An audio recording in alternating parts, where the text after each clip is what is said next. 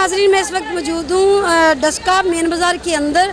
जैसे कि आप सब जानते हैं कुर्बानी की ईद आ रही है और लोग खरीदो फरोख्त के लिए निकल रहे हैं। मेरे पीछे आपको रश काफ़ी नज़र आ रहा होगा।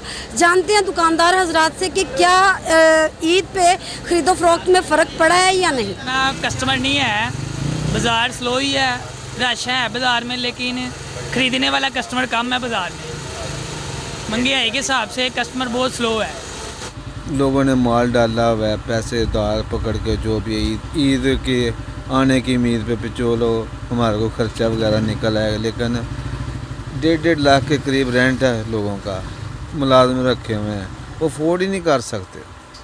वो जो पॉवर्टी लेवल है ना, उससे भी नीचे आ गए हैं। जी, असल में ना सूरत हाल ये है कि कस्टमर है बाज़ार में, लेकिन दुकानों के अंदर मतलब जो कह लें कि सेल है ना, वो बिल्कुल ज़ीरो है। उसकी असल वजह ये कह लें कि महंगाई बहुत ज़्यादा है, लोगों का रुझान बहुत कम है।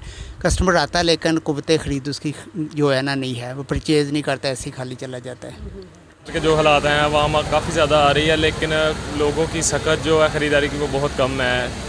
महंगाई इतनी है कि खाने को आवाम तंग हो चुकी है। ख़रीदारी या कुर्बानी के बारे में आप क्या कह सकते हैं कि कोई ले सकता है अगर किसी के पास है तो वही। बाज़ारों में रश तो बहुत ज़्यादा है, लेकिन आवाम के पास इतनी सकत नहीं कि वो जो है ना चीज़ें ख़रीद सके।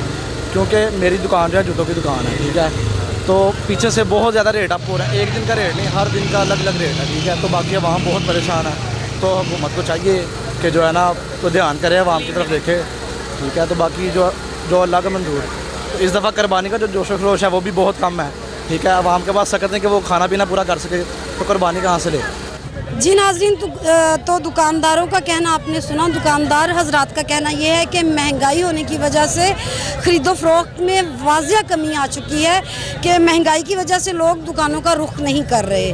किरण चौधरी, वश न्यूज़, डस्का।